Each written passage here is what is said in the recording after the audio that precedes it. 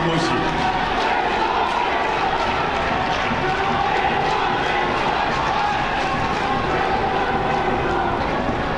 शुक्रिया,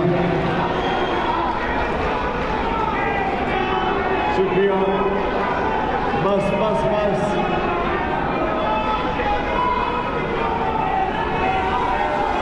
बस बस। शुक्रिया, शुक्रिया।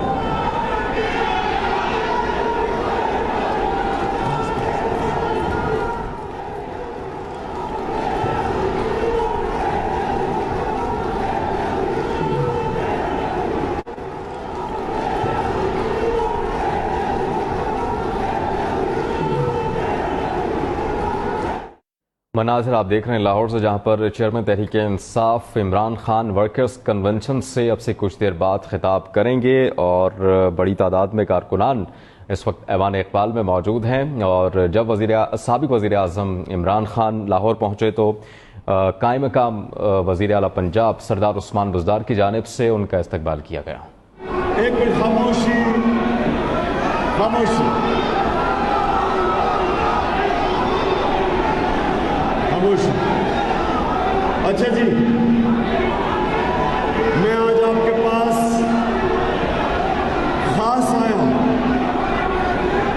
آپ کی تیاری کروانے کے لیے، اس لیے بس اب آپ نے میری بات سنی ہے، کیونکہ یہ ضروری ہے کہ آپ کو آنے والے دنوں کا میں لائے عمل دوں۔ پاکستان کے لیے یہ ایک فیصلہ کن وقت ہے، اور میرے آج جو کارکن لاہور کے جو میرے کارکن ہیں، آپ کا بہت اہم رول آنے والے دنوں میں ہے، اس لیے ضروری ہے کہ آپ میری آج بات سنیں۔ سب سے پہلے میں آپ کو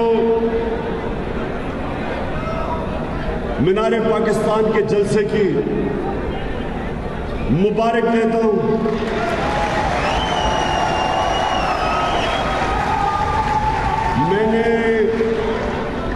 میں نے اپنے 26 سالوں میں نے کبھی اتنا بڑا جلسہ نہیں دیکھا جو مینار پاکستان میں۔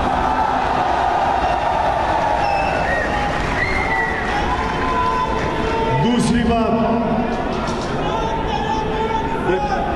بس بس بس سنیں، 27ویں رمضان کو پاکستان بنا تھا، کل 27ویں رمضان ہے۔ 27ویں رمضان کو ایک وہ ملک بر صغیر میں وہ ملک بنا تھا جس کا نعرہ تھا پاکستان کا مطلب کیا۔ تو کل ہم نے شب دعا اناؤنس کی ہے۔ آپ نے سب نے غور سے میری بات سن لیں، آپ نے اپنے محلوں گلیوں میں ساری جگہ جانا ہے، اور لوگوں کو شام کو 10 بجے میں دعا کروں گا، میرے ساتھ ہوں گے مولانا طارق جمیل۔ ہم اپنے ملک کے لیے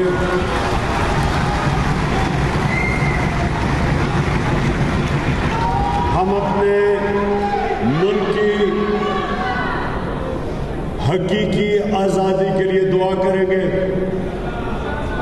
آزادی ملی تھی 75 سال پہلے، اور حقیقی آزادی کی تحریک کی کامیابی کی دعا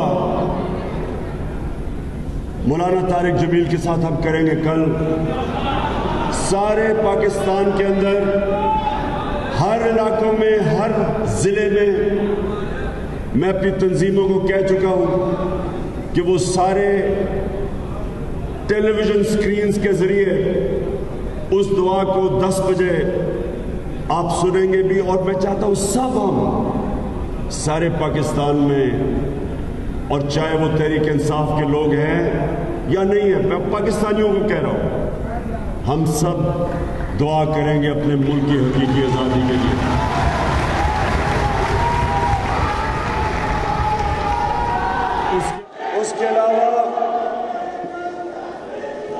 میں یہ چاہتا ہوں کہ آپ سب جتنے یہاں بیٹھے ہوئے آپ لیڈرز ہو. جو لیڈر ہوتا ہے سنیں, جو لیڈر ہوتا ہے بس لیڈر جو ہوتا ہے وہ اپنے عوام کے اندر شعور پیدا کرتا ہے. اللہ کے جو سب سے بڑے لیڈرز تھے وہ اللہ کے پیغمبر تھے. جو اللہ کے پیغمبر تھے وہ عوام میں نکل کے پیغام اللہ کا لے کے گئے تھے. آپ نے بھی بس بس بس آپ نے لوگوں کے پاس میرا پیغام لے کے جانا ہے. اور پھر سے میں کہہ رہا ہوں, گلیوں میں محلوں میں آپ نے لوگوں سے تبلیغ کرنی ہے. اور وہ پیغام کیا کہ لا الہ الا اللہ کا مطلب کہ اللہ کے سوا انسان کسی کے سامنے نہیں جھکتا. لا الہ الا اللہ انسان کو آزاد کر دیتا ہے. لا الہ الا اللہ کا مطلب اقبال کا انسان شاہین بن جاتا ہے, وہ اوپر چلا جاتا ہے. جو غلام ہوتے ہیں وہ زمین پہ رینگتے ہیں. جب آپ لوگوں کے پاس جائیں گے, لوگوں کو آپ نے بتانا ہے کہ ایک ملک کے اوپر سازش کے تحت ایک امپورٹڈ حکومت مسلط کی گئی ہے, جس کا مقصد صرف ایک ہے کہ ہمیں امریکہ فتح کیے بغیر ہمارے اوپر ہمیں کنٹرول کرے گا انسٹوجز کے ذریعے, یہ بوٹ پالشر کے ذریعے, یہ چیری بلاسم کے ذریعے. یہ لوگ یہ کنٹرول کیوں ہوں گے؟ کیونکہ ان کا پیسہ, ان کی جائیداد, بڑے بڑے محلات ان کے ملک سے باہر ہیں. اور یہ اس کی وجہ سے یہ اپنی چوری کے پیسے کو بچانے کے لیے یہ سارے ملک کو غلام بنا دیں گے. فیصلے ہمارے ملک کی بہتری کے لیے نہیں کریں گے, اپنے ملک کو قربان کریں گے کسی اور ملک کے فورن پالیسی, ان کے مفادات کے لیے. ہم نے جو امریکہ کی جنگ کے اندر شرکت کی تھی, ہمارا جو تب سربراہ تھا ایک ٹیلی فون کال کے اوپر گھٹنے ٹیک گیا. 80,000 پاکستانی مارے گئے اس جنگ میں. ہمارے ملک کو جو مشکلات کا سامنا کرنا پڑا صرف اس وجہ سے کہ جو ہمارا ملک کا سربراہ تھا اس نے اپنے ملک کی مفادات کے لیے فیصلے نہیں کیے, اپنے ملک کو قربان کیا کسی اور ملک کی فورن پالیسی کے لیے, فائدے کے لیے. اس لیے آج جو یہ سازش ہوئی, جو سازش ہوئی, یہ سازش صرف اس لیے ہوئی پاکستان پہ کہ آپ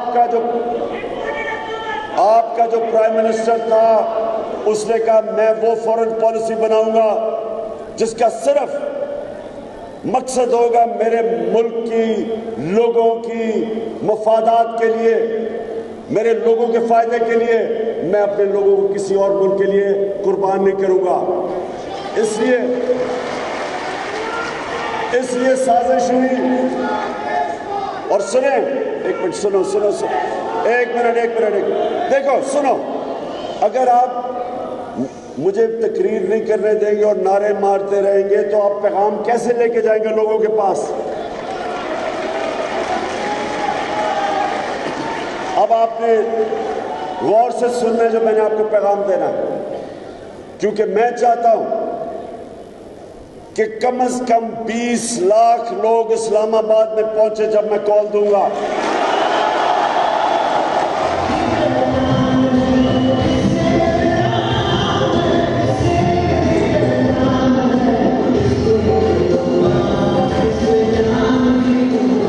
میں یہ چاہتا ہوں, سنیں آپ, سنیں, میں یہ چاہتا ہوں کہ آپ لوگوں کے اندر جا کے ہماری حقیقی آزادی کی تحریک کی تبلیغ کریں اور ان کو بتائیں کہ کیا ہوا.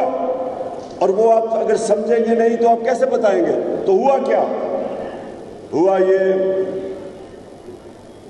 کہ انہوں نے باہر سازش بنائی، اس کے اندر یہاں کے میر جعفر اور میر صادق کو ساتھ ملایا، ان کے ساتھ مل کے انہوں نے پلان کیا. ساتھ پرائم منسٹر آیا تھا، اس کا نام مصدق تھا، اس نے بھی فیصلہ کیا کہ ایران کا جو تیل ہے اس کا فائدہ ایران کے لوگوں کو ہونا چاہیے، امریکی اور برطانیہ کی کمپنیز کو نہیں ہونا چاہیے. انہوں نے اس کو ہٹانے کا، جس کو رجیم چینج کہتے ہیں، پلان بنایا. اور وہ کیا پلان تھا؟ سب سے پہلے میڈیا کو پیسہ کھلایا. یہ اب CIA کے پیپرز ڈی کلاسیفائی ہوئے، یہ سب کو پتہ ہے. آپ یہ اب گوگل بھی کریں تو پڑھ سکتے ہیں اس کے اوپر. انہوں نے CIA نے پلان بنایا برطانیہ کی ایجنسی کے ساتھ، اور وہ پلان کیا تھا؟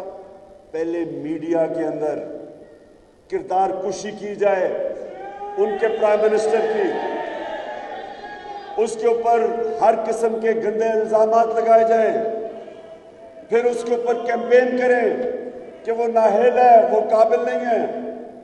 پھر اس کی جو مصدق کی اپنی پارٹی کے لوگ تھے، جو پارلیمنٹیرینز، ان کو رشوت دی، ان کو توڑنے کی کوشش کی، لوٹا بنانے کی کوشش کی. پھر جو اپوزیشن پارٹیز تھی ان کو پیسہ دے کے ان کو سڑکوں پہ نکالا، لانگ مارچ، اس طرح کی چیزیں کروائیں.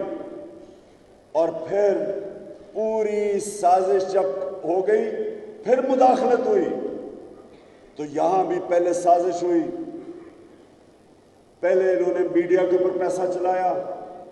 آپ کو پتا ہوگا سارے میڈیا میں کیمپین چل رہی ہے، جی اس سے نااہل حکومت نہیں ہے. یہ حکومت کی جو پرفارمنس ہے، میرے کارکنوں، آپ جب لوگوں کے اندر جائیں گے ان کو بتائیں کہ یہ پچھلے جس طرح کا یہ ہمیں ملک ملا تھا، جس کا دیوالیہ نکالا ہوا تھا، جس کا سب سے بڑا خسارہ تھا، بیرونی ملک کا خسارہ، جس کی وجہ سے IMF کے پاس جانا پڑا، $20 ارب تھا. ہمیں بینکرپٹ ملک چھوڑ کے گئے، اس کو سنبھالا، اوپر سے کرونا آ گئی. دنیا تعریف کرتی ہے کہ وہ 3 ملک تھے جنہوں نے سب سے بہترین طریقے سے کرونا کا مقابلہ کیا، وہ پاکستان تھا. اس میں سے نکالا، اور تیسرے سال میں 5.6% ہماری ملک کی گروتھ ریٹ ہوئی، یعنی دولت میں اضافہ ہوا. اور جو خسارہ تھا، جو ہمیں یہ تاریخی خسارہ چھوڑ کے گئے تھے، 11 سال میں پاکستان کا سب سے خسارہ سب سے کم خسارہ ہمارے تیسرے سال میں تھا. 11 سالوں میں پانچ ہماری فصلیں، ان کی ریکارڈ پیداوار تھی، کیونکہ ہم نے کسانوں کی مدد کی، ہم نے ان کو ٹائم پہ پیمنٹ دلوائی، ان کو پورے پیسے دلوائے. یہ جو شوگر مل مافیا تھا، اس کے خلاف ایکشن لیا، کسانوں کے پاس پیسہ آیا، انہوں نے اپنی زمین پہ لگایا. 5 بڑی جو ہماری فصلیں تھیں ان کی ریکارڈ پیداوار ہوئی، ریکارڈ پیسہ گیا کسانوں کے پاس. انڈسٹری ہماری مارچ میں 8.6% پہ بڑی. اس کا مطلب نوکریاں ملی، خوشحالی آئی. ورلڈ بینک کی سروے ہے کہ بر صغیر میں جس ملک میں سب سے کم بے روزگاری تھی وہ پاکستان تھا. پھر اس کے باوجود میڈیا پہ پوری کیمپین چلائی گئی کہ حکومت فیل ہو گئی، حکومت نااہل ہے. اس کے باوجود کہ وہی IMF کہہ رہا ہے کہ پاکستان سسٹینیبل گروتھ پہ نکل گیا، ورلڈ بینک تعریفیں کر رہا ہے، یا ہماری اپوزیشن کہتی فیل ہو گئی. تو پوری پروپیگنڈا کیمپین چلائی گئی. پھر ہمارے ان لوگوں سے ملا، امریکن ایمبیسی کن سے مل رہی تھی؟ ہمارے ان لوگوں سے جو بعد میں لوٹا ہوئے. ان سے میٹنگ شروع کر دی انہوں نے.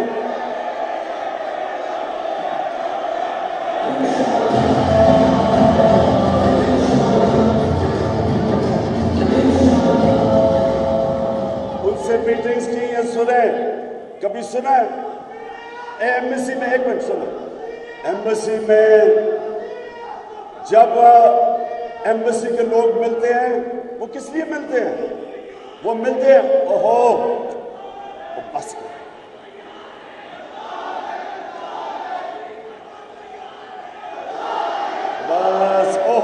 بس بس. اچھا کنٹرول کرو اس کو. اچھا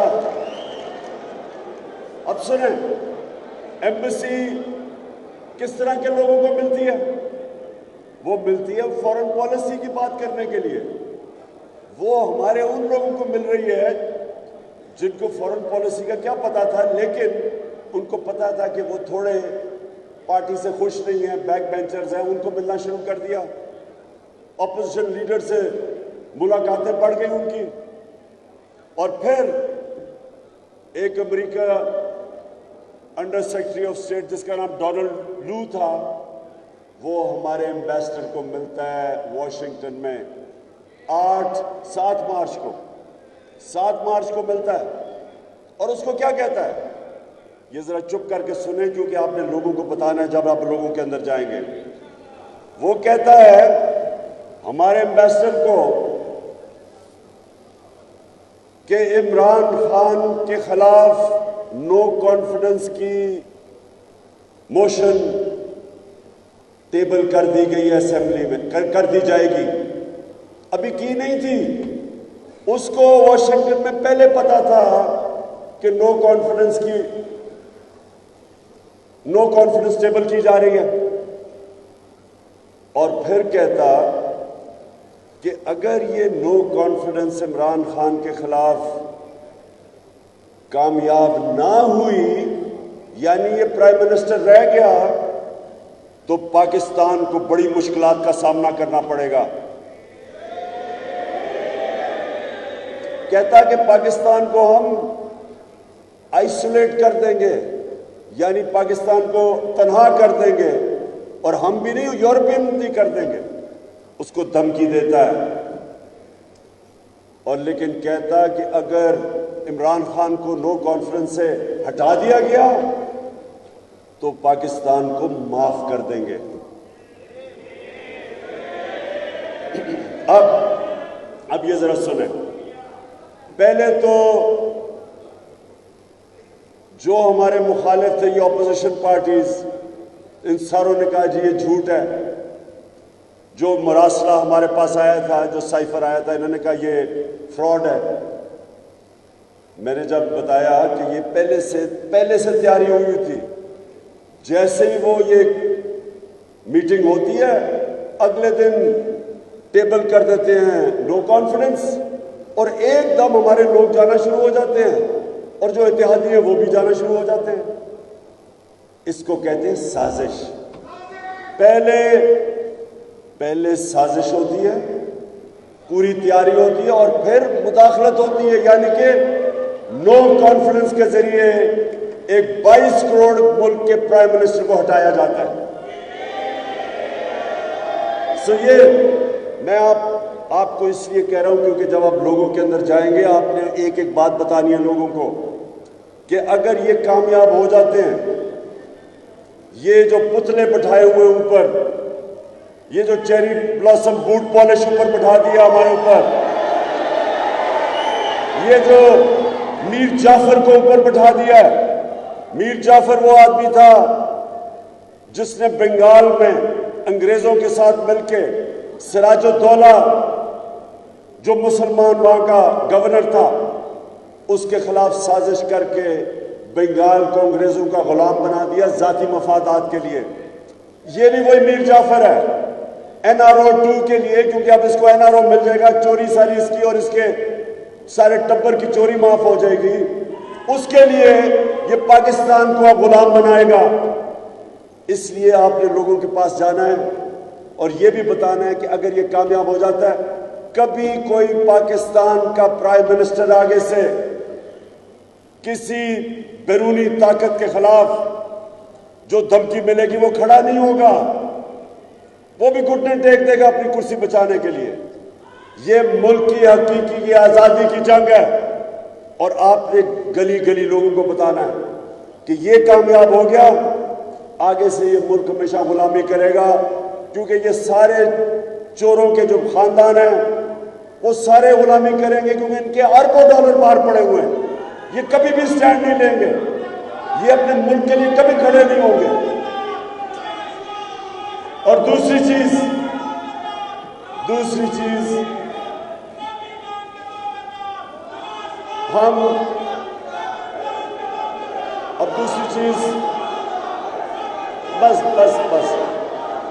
چیز یہ جو آپ نے بتانی ہے لوگوں کو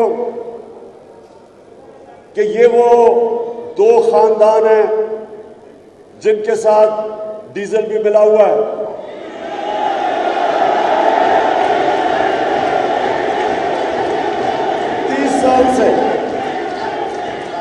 30 سال سے یہ ملک کی حکمرانی کرتے رہے ہیں۔ ان کے اوپر جو کرپشن کے کیسز ہیں ان کے دور کے بنے ہوئے ہیں۔ ان کو پہلے جنرل مشرف نے امریکہ کے پریشر میں NRO دیا۔ امریکن جو under secretary of state Condoleezza Rice, وہ اپنی کتاب میں لکھتی ہے کہ میں نے مشرف اور بے نظیر کے بیچ میں سمجھوتا کروایا، انہوں نے NRO دلوایا تھا۔ اس NRO کی وجہ سے جو لوٹ مار ہوئی ان کے 10 سالوں میں 8 سے 18 تک 4 گنا پاکستان کا قرضہ بڑھا۔ اس ملک کا قرضہ جو مشرف کے دور میں کتنا تھا اور ان کے دور میں کتنا تھا؟ مشرف کے دور میں بیرونی قرضہ یہ 2 یا 3 ارب ڈالر بڑھا، ان کے دور میں 50 ارب ڈالر سے اوپر قرضہ بڑھا، جس کی ہماری حکومت کو اس کا سارا بوجھ ہماری حکومت کو اٹھانا پڑا۔ اور انہوں نے جو لوٹ مار کی اور کیسز بنے، اب یہ NRO 2 لینے کا سوچ رہے ہیں۔ اب یہ آئیں گے واپس۔ پہلی چیز، شہباز شریف کے اوپر FIA کے 16 ارب روپے کے قرضے ہیں، کرپشن کا کیس ہے 16 ارب کا، جو نوکروں کے نام پہ انہوں نے 1600 کروڑ روپیہ نوکروں کے نام پہ لیا، وہ FIA کا کیس ہے۔ آتے ساتھ ہی ساری FIA کے لوگوں کو اس نے ٹرانسفر کیا۔ اب اپنا وہ کیس ختم کروائے گا، جس طرح انہوں نے NRO 1 میں سارے کیس ختم کروائے، اب NRO 2 میں آصف زرداری کے اربوں روپے کے کیسز پڑے ہوئے ہیں فیک اکاؤنٹس کے، وہ ختم ہوں گے۔ ان کے سارے نیچے وزیروں کے اوپر کیسز وہ ختم ہوں گے۔ یہ صفائی سلیٹ صاف کر کے پھر سے لوٹ مار شروع کریں گے۔ اور اس میں کیا ہوگا؟ یہ جب NRO 2 لیں گے تو پاکستان کے سارا انصاف کے نظام کی قبر کھودی جائے گی، وہ دفن ہو جائے گا۔ کوئی FIA کا آدمی آگے سے کسی طاقتور کے خلاف کیس کرنے سے ڈرے گا، کیونکہ ان کے اوپر اب انتقامی کارروائی کی جائے گی۔ اور اس کے علاوہ جو ہماری نیب ہوگی، جو ہماری عدالتیں ہوں گی، وہ پھر صرف چھوٹے چھوٹے چوروں کو پکڑیں گے۔ طاقتور ڈاکوؤں کو ہمارے انصاف کا نظام نہیں پکڑ سکے گا۔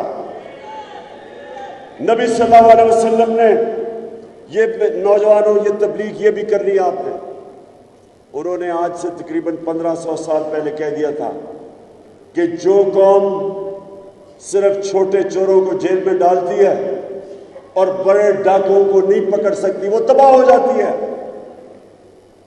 اور آج ہر غریب ملک میں دیکھ لیں، جس ملک میں غربت ہے اس میں ایک ہی چیز ہوگی کہ وہ بھی صرف چھوٹے چوروں کو جیل میں ڈالتے اور بڑے ڈاکوؤں کو نہیں پکڑ سکتے۔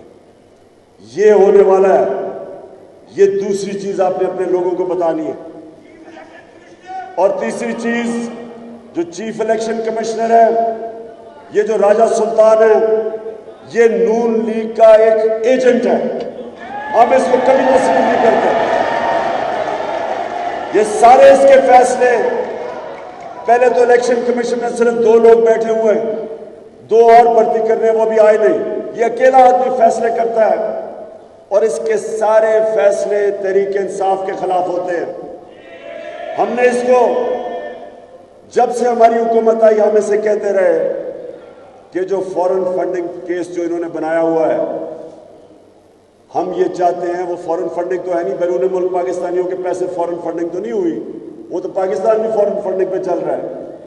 31 ارب ڈالر وہ نہ بھیجے تو آج پاکستان بھی نہ چلے۔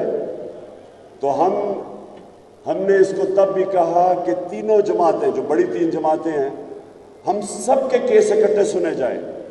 کیوں نہیں آپ، اگر آپ کو پارٹیز کی فنڈنگ کے کیس دیکھنے ہیں تو سب کے اکٹھے سنیں، کیوں صرف تحریک انصاف کو کٹہرے میں کھڑا کیا ہوا ہے اور وہ 2 باقی پارٹیز کے کیس نہیں سنتے؟ اس لیے کہ سازش ہے اس کی کہ ان کو سب کو پتہ ہے کہ تحریک انصاف کو اب کوئی اس ملک میں پارٹی نہیں ہرا سکتی، کیونکہ سارے پاکستان میں تحریک انصاف سب سے بڑی جماعت ہے۔ تو انہوں نے یہ سازش بنائی کہ کسی طرح فورن فنڈنگ میں کوئی چیز ڈھونڈ کے تو تحریک انصاف کے خلاف ایکشن لیا جائے۔ اس کو ہم آج کہہ رہے ہیں کہ یہ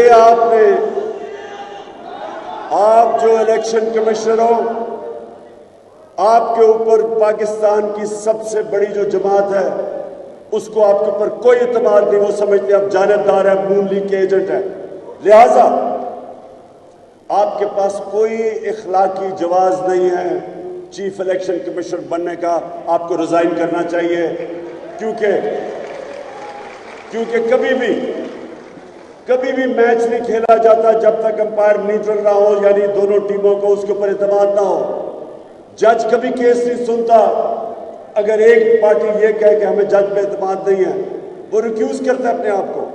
یہ کیسے ہو سکتا ہے کہ جو ملک کا الیکشن کمشنر ہے اس کو ساری جو بڑی جماعت ہے وہ کہتی ہے کہ یہ جانبدار ہے؟ غیر جانبدار نہیں ہے، اس کو ریزائن کرنا چاہیے۔ اور سب سے بڑی بات یہ کہ کیا وجہ ہے کہ جو سازش کا حصہ انجانے میں بنے، یہ جو لوگوں نے جو لوٹے بنے، پیسے لے کے اپنے ضمیر بیچے، شاید ان کو نہیں پتا تھا۔ ہم نے حالانکہ پارلیمنٹ میں ان کو دعوت دی کہ پارلیمنٹ کی سیکیورٹی کمیٹی میں آئے، ہم آپ کو یہ مراسلہ دکھاتے ہیں۔ وہ ہم نے آج سپریم کورٹ کے چیف جسٹس کو بھی بھیجا ہے، پریزیڈنٹ کے پاس بھی ہے۔ سب کو پتا ہونا چاہیے کہ اب تو نیشنل سیکیورٹی کاؤنسل کی جو شہباز شریف نے میٹنگ کی اس میں بھی ان کو تسلیم کرنا پڑا کہ یہ مراسلہ جینوئن ہے، یہ فیک نہیں ہے۔ تو ہو سکتا تھا کہ ان لوگوں کو پتا نہ ہو، شہباز شریف کو اور آصف زرداری کو، نواز شریف اس نے تو سب سے زیادہ سازش پہ اس نے لندن میں بیٹھ کے کی تھی، اور فضل الرحمان کو، ان سب کو پتا تھا کہ یہ مراسلہ اصل میں امریکہ کے سازش کے حصے تھے۔ یہ تینوں 3 اسٹوجز سازش کا حصہ تھے، لیکن ہو سکتا ہے کہ یہ جو لوٹے تھے ان کو نہ پتا ہو۔ لیکن میں یہ آج کہتا ہوں، میں پاکستان کی عدالتوں سے بھی پوچھتا ہوں اور میں الیکشن کمیشن سے بھی پوچھتا ہوں کہ کیا ہے اتنی بڑی سازش ہوئی پاکستان سے، اور یہ لوگوں نے اپنے ضمیر بیچے، 20-25 کروڑ روپے کے لے کے انہوں نے اس سازش کا حصہ بنے، گورنمنٹ کو گرانے میں انہوں نے پورا حصہ لیا۔ تو کیا پاکستان کا انصاف کا نظام کوئی ان کے اوپر سٹیپ نہیں لے گا؟ کیوں نہیں اس کے اوپر فوری طور پہ ڈے ٹو ڈے ہیئرنگ کی گئی؟ یہ کیا ہم مثال دے رہے ہیں اپنی آنے والی نسلوں کو، اپنے بچوں کو کیا مثال دے رہے ہیں کہ پارلیمنٹ میں وہ لوگ بیٹھے ہوئے ہیں، ایسے لوگ ہیں جو پیسے لے کے اپنے حلقے کے لوگوں سے بھی غداری کرتے ہیں، اپنے ملک سے بھی کرتے ہیں، اپنے آئین سے بھی کرتے ہیں، قانون کی بھی خلاف ورزی کرتے ہیں، ان کے اوپر کوئی ایکشن نہیں لیا جائے گا؟ اور کیوں اتنی دیر لگ رہی ہے؟ یہ ساری قوم کی ڈیمانڈ ہے الیکشن کمیشن سے بھی، اپنی عدلیہ سے بھی، کہ ڈے ٹو ڈے ہیئرنگ کر کے ان کے خلاف ایکشن لیا جائے۔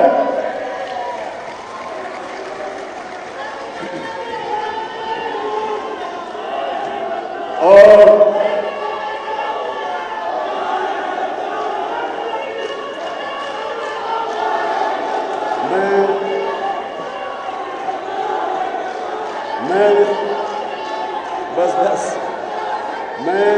آخر میں دو چیزیں اور کہنا چاہتا ہوں.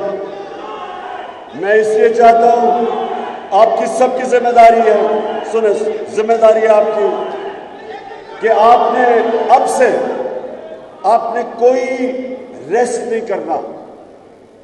آپ نے تبلیغ کرنی ہے، اپنے علاقوں میں جانا ہے.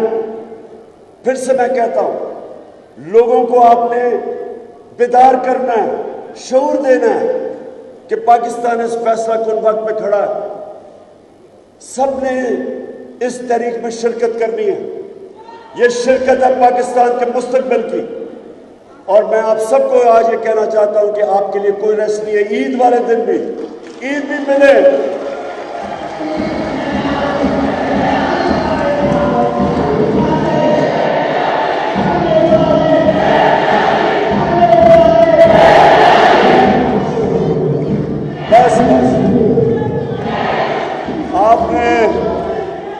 آپ جب عید پڑھیں، عید ملے، جب نماز کے بعد عید ملے تو کان میں کہیں حقیقی آزادی کی جنگ لڑنی ہے ہم نے سب کو.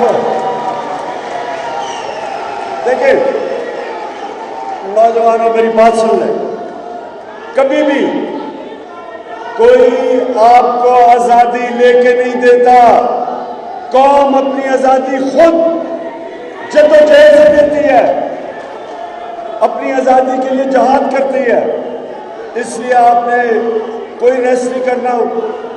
اور میں آج سب کو آج کہنا چاہتا ہوں کہ 20 لاکھ لوگ کم از کم میں اسلام آباد میں چاہتا ہوں جب میں کال دوں گا.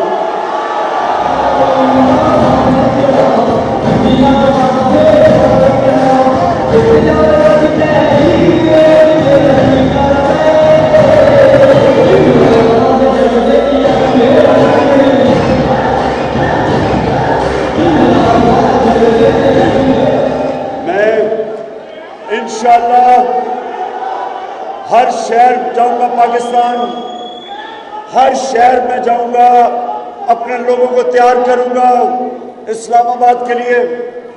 میں پرسوں ملتان جا رہا ہوں، عید کی چھٹیوں کے بعد پھر میں نکل جاؤں گا، سارے پاکستان جاؤں گا، اپنے لوگوں کو تیار کروں گا اس حقیقی آزادی کی جنگ کے لیے. اور میں آخر میں اپنی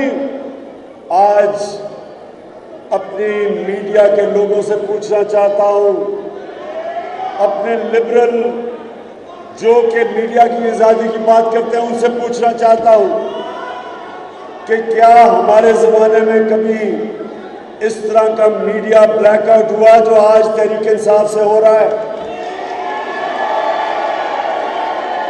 کیا اب آزادی رائے کدھر گئی؟ کدھر گئی آزادی میڈیا؟ کدھر گیا؟ ہمارے زمانے میں 80% جو پروگرامز ہوتے تھے وہ ہماری گورنمنٹ کے خلاف ہوتے تھے. آج کیوں میڈیا کا بلیک آؤٹ کر دیا ہے؟ آج سوائے ARY کو میں آج خاص ARY کے لیے میں کہتا ہوں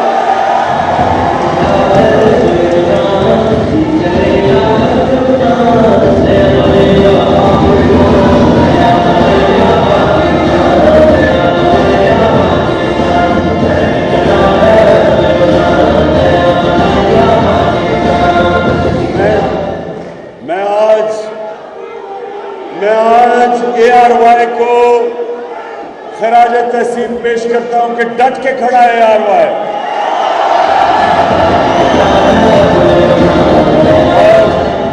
باقی بھی میں 3 چینلز پھر ان کو بھی عوام کے اندر ان کو بھی خراج تحسین پیش کروں گا 3 اور چینلز کو. لیکن باقی چینل سے میں پوچھنا چاہتا ہوں کہ کون آپ کو دھمکی دے رہا ہے کہ تحریک انصاف کو بلیک آؤٹ کرو؟ اور کدھر ہیں وہ لبرل جو ہمیشہ کہتے تھے جی کہ آزادی صحافت اور آزادی رائے؟ میں آج صرف آپ سے سوال پوچھتا ہوں اور کارکنوں انشاءاللہ آپ سے ملاقات ہوگی اسلام آباد میں. پاکستان زندہ باد.